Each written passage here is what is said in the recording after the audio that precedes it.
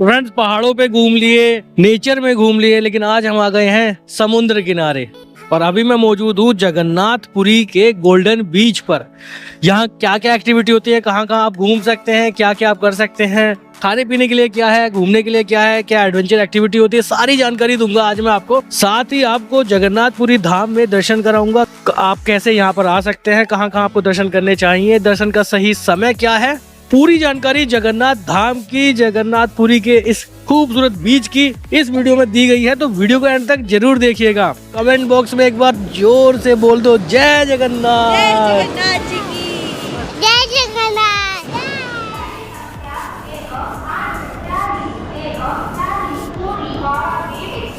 तो फ्रेंड्स, अभी आ चुके हैं हम जगन्नाथपुरी रेलवे स्टेशन पर। आज मैं जगन्नाथपुरी धाम पहुंचा ट्रेन से। ट्रेन की बात कर ही रहे हैं तो मैं आपको ट्रेन के साथ साथ दूसरे तरीके भी बताऊंगा जगन्नाथपुरी पहुंचने के। दिल्ली के अलावा देश के अलग अलग बड़े बड़े शहरों से डायरेक्ट जगन्नाथपुरी तक ट्रेन आती है। दिल्ली की बात करें तो दिल्ली से बहुत सी ट्रेन है, किराया भी ज्यादा नहीं है। स्लीपर क्लास में 750 रूपए, थर्ड एसी में 1965 रूपए, थर्ड ई में 1855 रूपए, सेकेंड एसी में 2830 रूपए और फर्स्ट क्लास एसी में 4825 रूपए का टिकट बनता है। हाँ, दिल्ली से 30 से 35 घंटे लग भी जाते हैं जगन्नाथपुरी पहुंचने में। सबसे खास बात है कि रेलवे स्टेशन से मात्र 2 किलोमीटर की दूरी पर ही जगन्नाथपुरी धाम मंदिर मौजूद है। अगर आपके पास समय कम है, आप जर्नी को थोड़ा फास्ट करना चाहते हैं तो आप बाय फ्लाइट आ सकते हैं। जगन्नाथपुरी का नजदीकी हवाई अड्डा भुवनेश्वर में है। दिल्ली, मुंबई, कोलकाता, चेन्नई से डायरेक्ट फ्लाइट है भुवनेश्वर तक। टिकट करीब 5000 से 6000 तक रहता है। भुवनेश्वर एयरपोर्ट से जगन्नाथपुरी की दूरी करीब 60 किलोमीटर है।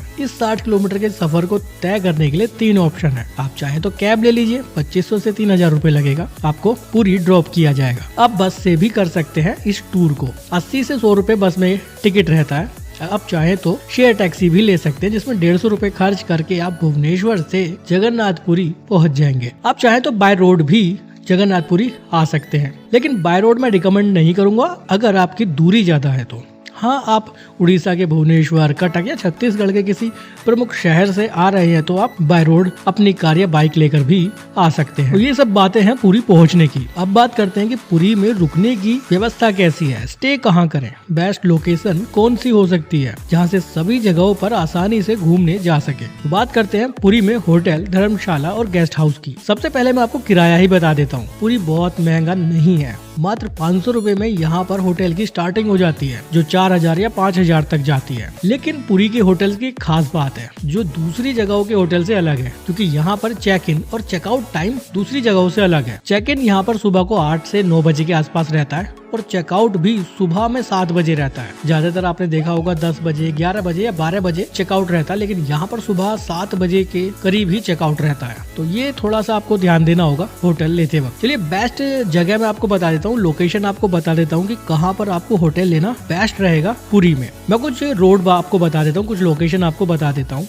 आप नियर मंदिर ले सकते हैं, जो मंदिर के आसपास का रोड है, जीटी रोड, मेन रोड पर होटल ले सकते हैं, वहाँ से मंदिर बहुत पास में है। आप चाहे तो डोला मंडप शाही में भी होटल ले सकते हैं, जो टेम्पल रोड है। वो एक मिड पॉइंट है, क्योंकि वहाँ से मंदिर और समुद्र दोनों लगभग समान दूरी पर है। मोची शाही में आप ले सकते हैं होटल, वो भी एक मिड पॉइंट है। आप चाहे तो मंडप शाही में ले सकते हैं, जो मंदिर के ठीक पास में है। भुवनेश्वर रोड पर भी आप होटल का चुनाव कर सकते हैं, वहाँ से बस स्टैंड और मेन रोड काफी नजदीक रहेगा। आप चाहे तो रेलवे स्टेशन के पास भी होटल ले सकते हैं। रेलवे स्टेशन से करीब 2-2.5 किलोमीटर की दूरी पर जगन्नाथ धाम मंदिर है। टाउन हिल चौक पर भी आप होटल ले सकते हैं। मंदिर 1.5 किलोमीटर रहेगा यहाँ से और समुद्र मात्र 300-400 मीटर की दूरी पर। आप चाहे तो गोल्डन बीच पर ही, पूरी बीच पर ही होटल ले सकते हैं। उस मेन रोड पर भी काफी होटल है, जहाँ से आपको समुद्र का खूबसूरत व्यू देखने के लिए मिलेगा। लेकिन मंदिर यहाँ से करीब 2 या 2.5 किलोमीटर की दूरी पर है। तो ये कुछ खास रोड और लोकेशन मैंने आपको बता दी जहाँ आप होटल ले सकते हैं। इनके अलावा कहीं और अगर आप होटल लेते हैं तो आपको थोड़ी दिक्कत हो जाएगी, क्योंकि डिस्टेंस बढ़ जाएगा मंदिर का भी और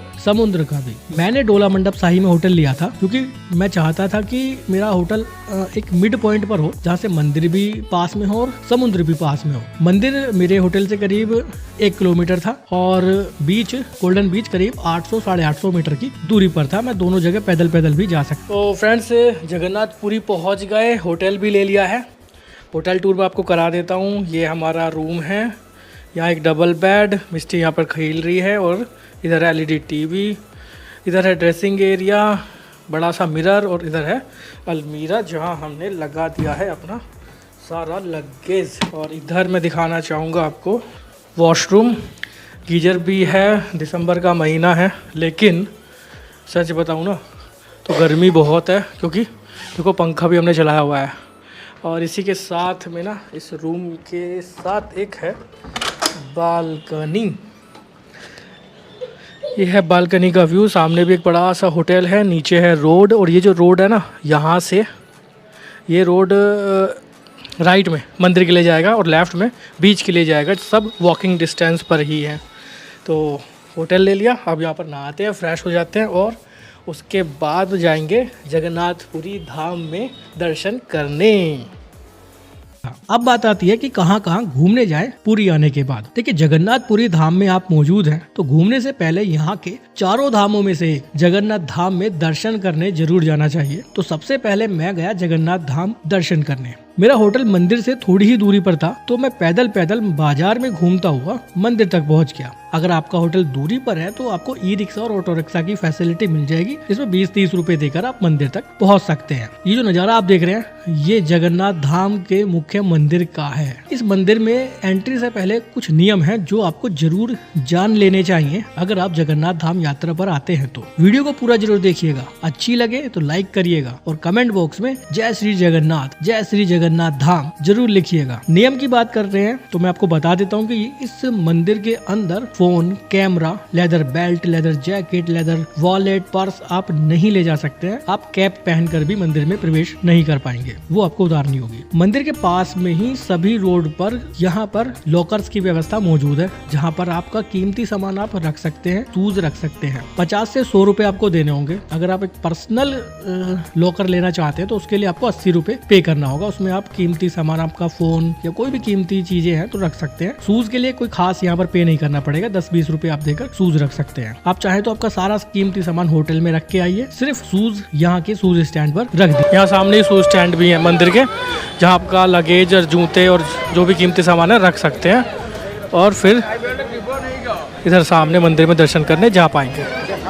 मंदिर में हमेशा भीड़ भाड़ रहती है, तो कम से कम 2-2.5 घंटा या कभी कभी 3 घंटा या उससे भी ज्यादा समय लग जाता है मंदिर में दर्शन करने में। तो थोड़ा समय लेके आइए, तभी आप अच्छे से दर्शन कर पाएंगे। दर्शन करने का समय सुबह 5 बजे से रात को 9-10 बजे तक रहता है। इस बीच में अलग अलग आरती और भोग का आयोजन होता है, जिस समय मंदिर में दर्शन को रोक दिया जाता है। तो मुझे ऐसा लगता है सुबह के वक्त और शाम के वक्त दर्शन करने नहीं जाना चाहिए, क्योंकि उस वक्त बहुत ज्यादा भीड़ भाड़ यहाँ हो जाती है। मैं आपको सही समय बताऊंगा दर्शन करने का, जब आप आसानी से दर्शन कर पाएंगे, ज्यादा भीड़ भाड़ नहीं मिलेगी। मेरे हिसाब से बेस्ट टाइम है दोपहर या रात के समय आप आइए। बाकी आप आपके अकॉर्डिंग भीड़ देखकर भी दर्शन का टाइम डिसाइड कर सकते हैं, क्योंकि यहाँ पर बहुत लंबी लाइन लग जाती है। तो आप बाहर से ही उसे देखिए, लाइन है तो रुक जाइए, नहीं है लाइन चल रही है, बहुत कम लोग हैं तो दर्शन करने तुरंत चले जाइए। ये आपको उस दिन on the spot he decide करना पड़ेगा। मंदिर में 4 द्वार है। ये जो सामने आप गेट देख रहे हैं ये ही मेन द्वार है, जिसे सिंह द्वार बोला जाता है। यहीं से मंदिर में एंट्री होती है।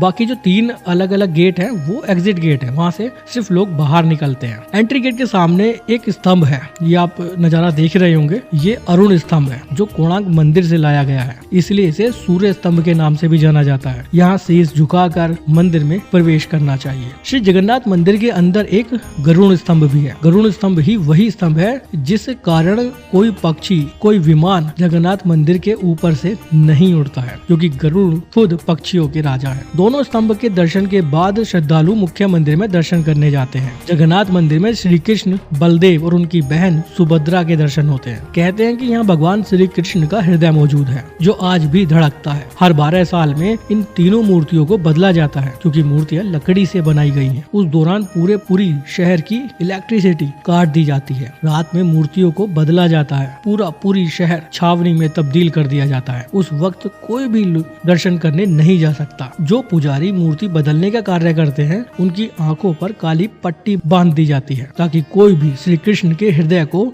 ना देख सके। पुजारियों द्वारा बताया गया है कि जब वे भगवान श्री कृष्ण के हृदय को हाथ में लेते हैं तो कुछ धड़कती हुई वस्तु उन्हें महसूस होती है, परंतु वो उसे देख नहीं सकते। जगन्नाथ मंदिर में दर्शन के बाद पास में ही श्री माता लक्ष्मी जी का मंदिर भी मौजूद है, वहाँ भी आपको दर्शन करने जरूर जाना चाहिए। इन दोनों मंदिरों में दर्शन के बाद पास में ही यहाँ पर एक आनंद बाजार है जो मंदिर परिसर के अंदर ही है। जगन्नाथ मंदिर में भोग का एक अलग ही महत्व है। यहाँ पर मिट्टी के बर्तनों में भोग प्रसाद तैयार किया जाता है। 7 मिट्टी के घड़ों को एक के ऊपर एक रखा जाता है। बताया जाता है कि सबसे ऊपर वाले मिट्टी के बर्तन में खाना पहले पकता है और नीचे वाले में सबसे बाद में। आप चाहें तो उस भोग प्रसाद को भी यहाँ खा सकते हैं। आनंद बाजार में बहुत सी दुकानें बनी हुई हैं। हालांकि इस प्रसाद को आपको खरीद कर खाना पड़ेगा, जिसमें एक प्लेट की कीमत 100 रुपए रहती है, जिसमें चावल 4 से 5 अलग अलग तरह की सब्जियां, मीठे चावल और कई अलग अलग व्यंजन होते हैं। आप उस प्रसाद को जरूर ग्रहण करिएगा। कुछ लोग तो उसे खरीद कर भी घर ले जाते हैं। तो ये पूरे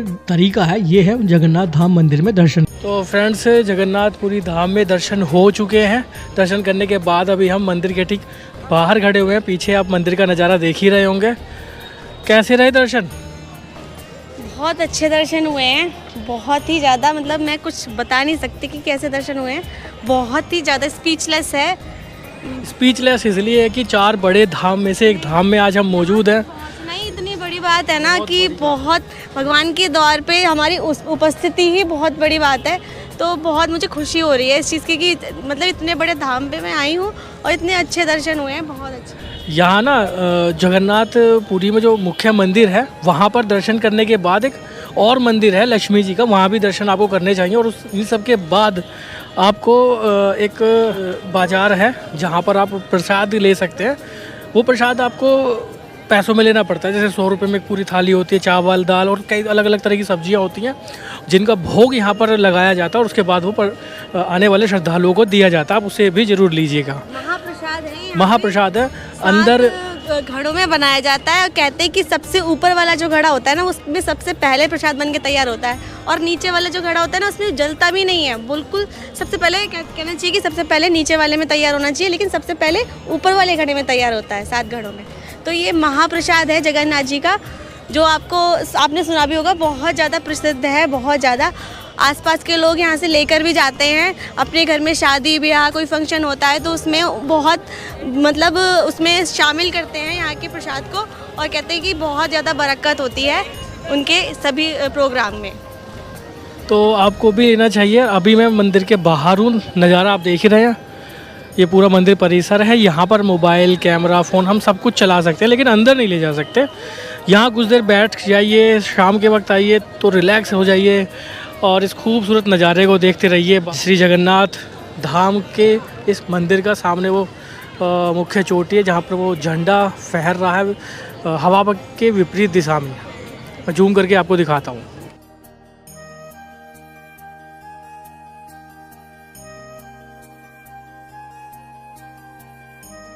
मैंने सारे नियम आपको बताए, दर्शन का सही तरीका भी बताया और किस समय आपको दर्शन करने चाहिए वो भी बताया। जगन्नाथपुरी धाम में दर्शन के बाद आप पुरी के बाजारों को घूमने जा सकते हैं। मंदिर के प्रवेश द्वार के ठीक सामने ही जो रोड है उसे टेम्पल रोड बोला जाता है। यही रास्ता डोला मंडप शाही और मोची शाही तक जाता है। ये एक मुख्य बाजार है। दोनों तरफ काफी सारी दुकानें हैं। हालांकि मंदिर के सामने जमीन पर ही बहुत सी दुकानें लगी रहती हैं, आप वहाँ से भी खरीदारी कर सकते हैं। इन सब के बाद आप जाइएगा पुरी के सबसे फेमस बीच पर, जिसे पुरी बीच के नाम से जाना जाता है, जिसे गोल्डन बीच के नाम से जाना जाता है। तो फ्रेंड्स, आज का प्लान कुछ अलग है। आज हम जाने वाले हैं जगन्नाथपुरी धाम के गोल्डन बीच पर। आपको बीच घुमाएंगे। जहाँ मेरा होटल है ये यहाँ से जस्ट वॉकिंग डिस्टेंस पर है, करीब 850 मीटर की दूरी पर। वैसे पैदल भी जा सकते हैं, जाने के लिए ई रिक्शा भी मिल जाता है।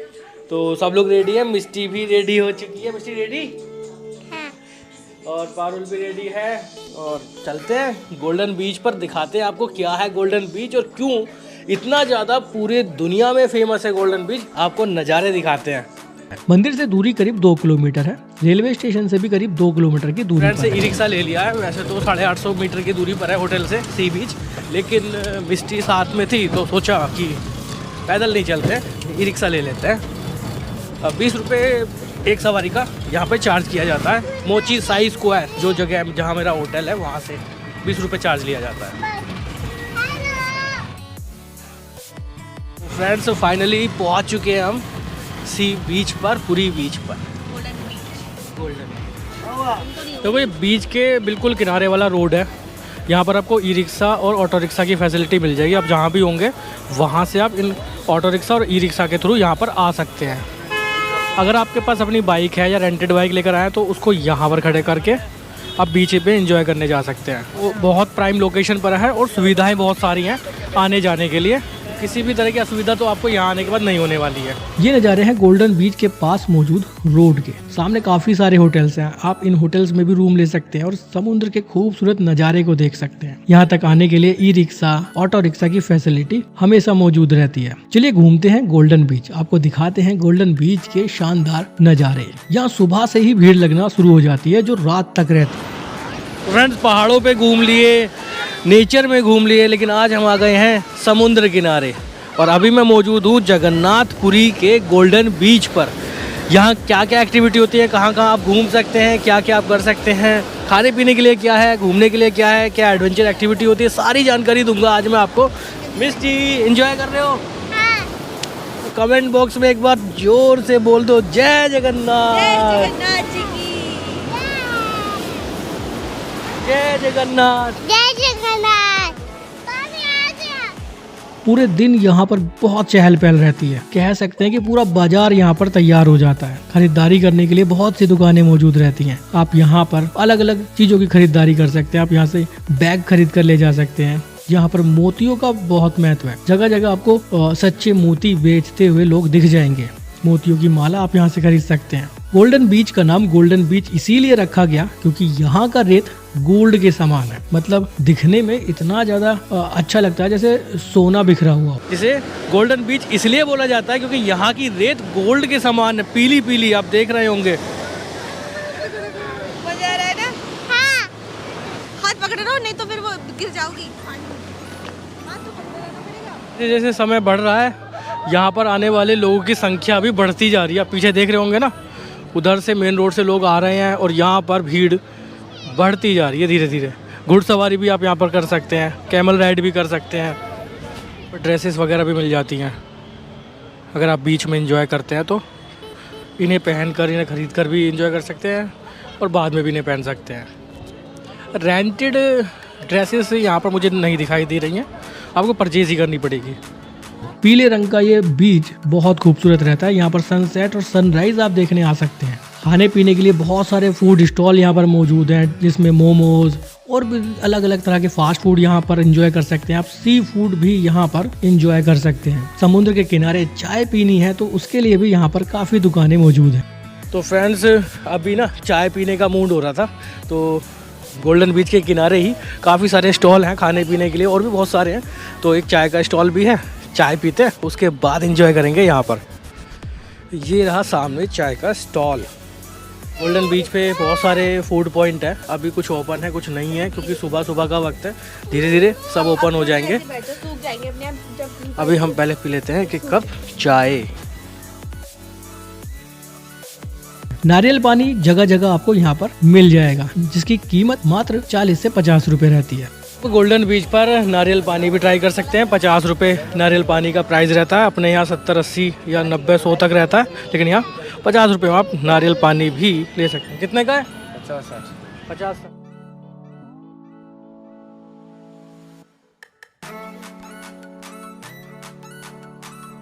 चाय तो आप भी नारियल पानी ट्राई कर सकते हैं। यहाँ पर काफ़ी कम प्राइस में मिल जाता है। अलग अलग तरह के एडवेंचर आप यहाँ पर कर सकते हैं। ऊँट की सवारी आप यहाँ पर कर सकते हैं, जिसमें एक व्यक्ति का 100 रुपये चार्ज किया जाता है और बच्चों का 50 रुपये। 200 से 300 मीटर वो ऊँट पर सवारी करवा देते हैं। कैमल राइड भी कर सकते हैं। अभी मिष्टी और पारुल गई हैं कैमल राइड करने। हेलो, देखो पारुल का और मिष्टी का ज़्यादा मन हो रहा था कैमल राइड करने का, तो इनको बैठा दिया कैमल पर। 50 रुपये बच्चे का, 100 रुपये बड़ों का चार्ज करते हैं। यहाँ पे 200 मीटर घुमा देते हैं गोल्डन बीच पर। राजस्थान में कैमल राइड की होगी ना आपने, अब उड़ीसा में करो समुद्र के किनारे।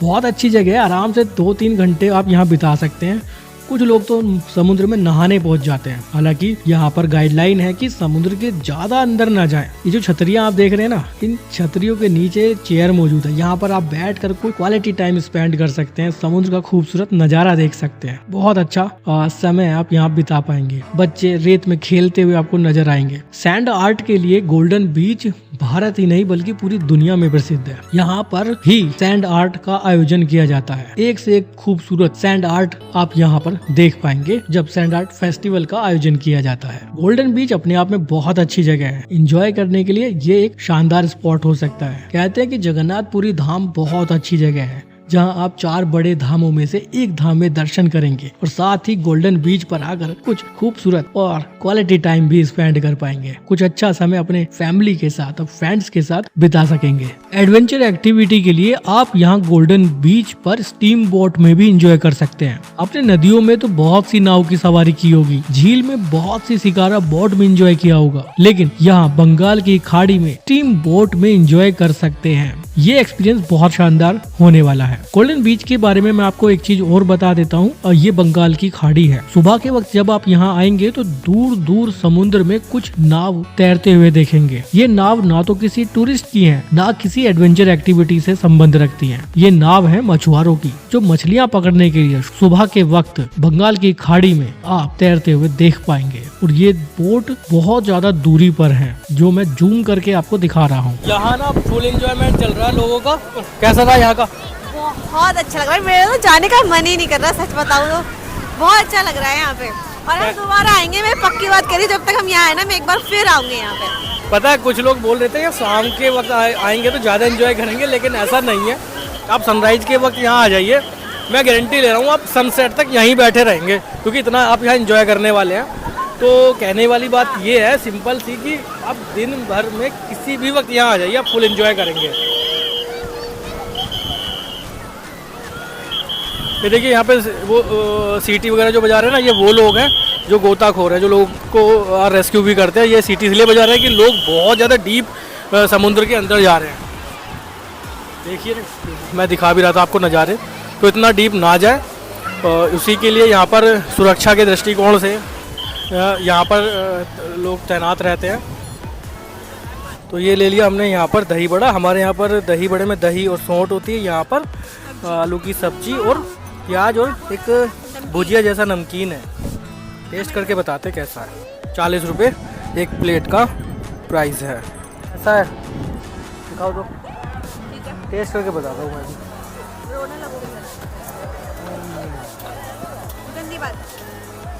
काफ़ी यूनिक है। हमारे यहाँ पे दही और सौंठ का टेस्ट आता है, लेकिन यहाँ पर सब्जी का जो टेस्ट है वो अलग है एकदम। सांभर टाइप का कुछ ऐसा लग रहा है। ये मदन मोहन अलग अलग मिठाइयाँ हैं यहाँ की फेमस। छेना पोड़ा ले लो, एक 2 पीस छेना पोड़ा लगाना।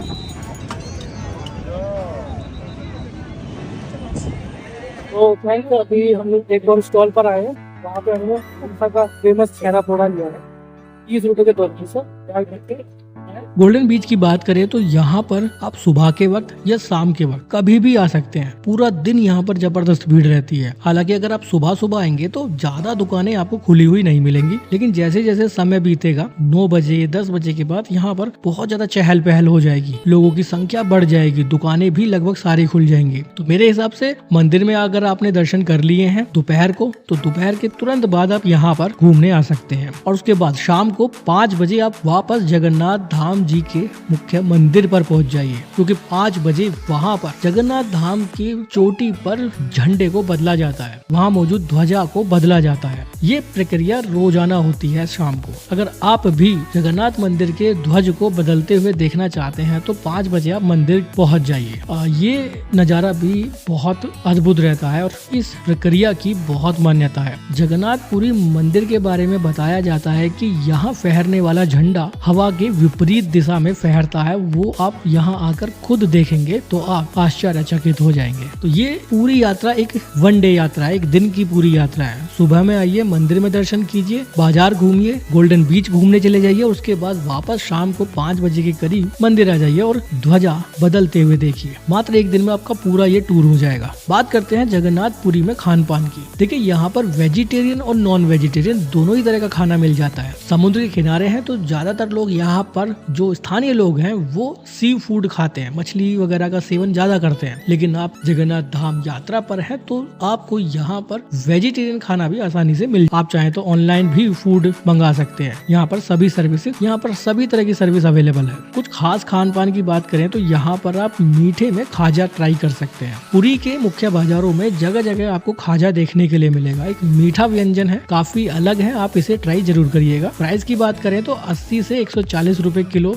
खाजा का रेट रहता है। यहाँ पर आप छैना पोड़ा यहाँ पर ट्राई कर सकते हैं, जो दूध को फाड़ कर बनाया जाता है, छैना से बनाया जाता है, वो भी एक अलग डिश है जिसे आप यहाँ आकर ट्राई कर सकते हैं। यहाँ पर इडली और वड़ा भी बेचा जाता है। जनरली साउथ इंडिया में इडली और वड़े को सांभर के साथ दिया जाता है, लेकिन यहाँ पर आलू और मटर की सब्जी के साथ इडली और वड़े को दिया जाता है। तो ये एक यूनिक कॉम्बिनेशन है जो आपको पुरी में देखने के लिए मिलेगा। नारियल पानी जगह जगह आपको यहाँ मिल जाएगा। कीमत मात्र 40 से 50 रुपए रहती है एक नारियल की। तो ये कुछ खास खान पान है पुरी के जो आप यहाँ आकर ट्राई कर सकते हैं। बात आती है कि कितने दिन का टूर बनाएं। देखिए जितनी यात्रा मैंने इस वीडियो में अभी तक आपको बताई है उसे आप मात्र एक दिन में कर लेंगे। आपको यहाँ रुकने की भी जरूरत नहीं पड़ेगी। लेकिन इतनी दूर आए हैं तो जगन्नाथपुरी धाम में एक रात रुकना तो बनता है। जैसे कि मैंने आपको बताया कि चेकआउट अगले दिन सुबह 7 बजे रहता है, तो आपको सुबह 7 बजे होटल छोड़ना पड़ेगा। लेकिन आप यहाँ कुछ दिन रुक कर पूरा जगन्नाथपुरी धाम अच्छे से घूम सकते हैं। यहाँ पर पुरी का एक लोकल टूर होता है, उसे भी आप कर सकते हैं, जिसमें 5 से 6 अलग अलग जगहों पर आप घूमने जाएंगे, वो भी आप कर सकते हैं। आप यहाँ से कोणार्क मंदिर देखने जा सकते हैं, सन टेम्पल देखने जा सकते हैं, भुवनेश्वर टूर भी आप कर सकते हैं। लेकिन इन सब के लिए आपको कम से कम 2 दिन और देने होंगे। ये पूरा टूर मैं आपको कराऊंगा।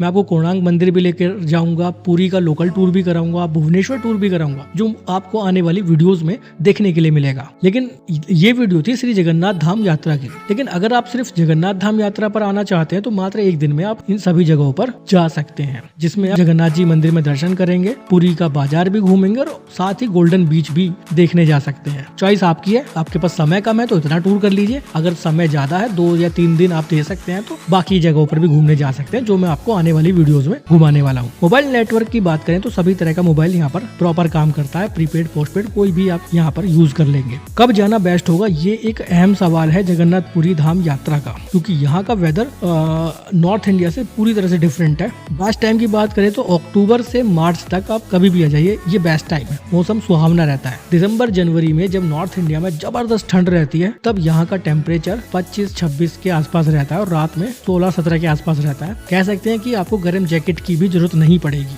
अप्रैल से सितंबर तक का मौसम काफी गर्म रहता है, जिसमें जुलाई अगस्त काफी उमस भरा हो जाता है। उस समय तो यहाँ आना शायद बिल्कुल भी ठीक नहीं होगा। अक्टूबर से मार्च आप कभी भी आइए, अच्छा समय है, पूरा दिन आप आराम से घूमेंगे। ठंड यहाँ नहीं पड़ती है तो गर्म कपड़े, ज्यादा गर्म कपड़े आपको यहाँ लाने की जरूरत नहीं पड़ेगी। अब बात आती है इस टूर के बजट की। देखिए अगर आप सिर्फ जगन्नाथ जी यात्रा पर आते हैं, जगन्नाथ जी दर्शन करते हैं, यहाँ का बाजार घूमते हैं, गोल्डन बीच घूमते हैं, तो 1 या 2 दिन में आप ये सब जगह घूम लेंगे, तो ज्यादा खर्चा नहीं होगा। एक रात का स्टे कर लीजिए तो 5 से 6 हजार में आप 2 लोग आराम से यहाँ घूम सकते हैं। मैं दिल्ली से बता रहा हूँ, जिसमें ट्रेन, होटल, फूड और लोकल थोड़ा बहुत खर्चा जो होगा वो सब इंक्लूड रहेगा। बेसिक जर्नी की मैं बात कर रहा हूँ। अगर आप लग्जरी बढ़ाना चाहते हैं आपके टूर में तो बजट भी बढ़ जाएगा। फ्लाइट से इस टूर को कीजिए, महंगा हो जाएगा। स्टे ज्यादा दिन कीजिए तो भी महंगा हो जाएगा। दूसरी अलग अलग जगहों पर घूमने जाएंगे, जो मैं आगे आने वाली वीडियोस में बताऊंगा, तो भी टूर महंगा हो जाएगा। मैंने आपको बेसिक प्राइस बताया है, बेसिक जर्नी के अकॉर्डिंग बताया है कि मिनिमम इतने में आपका ये टूर हो सकता है। मिनिमम 5 से 6 हजार में 2 लोगों का ये टूर हो सकता है। नेक्स्ट वीडियो में मैं आपको